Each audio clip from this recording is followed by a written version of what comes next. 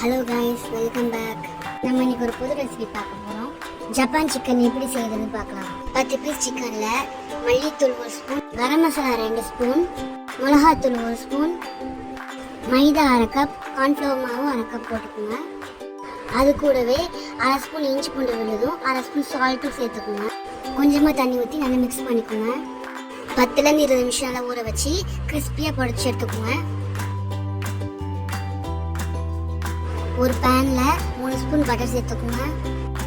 Butter நல்லா melt ஆனதுக்கப்புறமா 2 பல் பூண்டை குட்டி குட்டியாக நறுக்கி போட்டுக்கோங்க.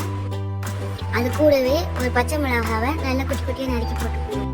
ஒரு வெங்காயத்தை மீடியம் சைஸில் கட் பண்ணி அதோட சேர்த்துக்கோங்க. வெங்காயத்தை 2 நிமிஷம் நல்லா வதக்கிக்கோங்க. வெங்காயம் வதங்குற கேப்பில் 12லேருந்து 15 முந்திரியை அரைச்சி எடுத்துக்கலாம்.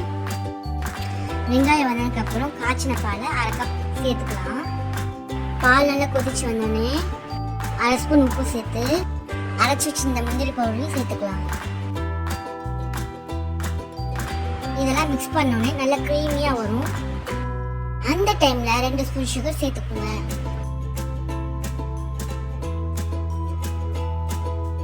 இதோட நம்ம ஃப்ரை பண்ண சிக்கனையும் சேர்த்துக்கலாம்.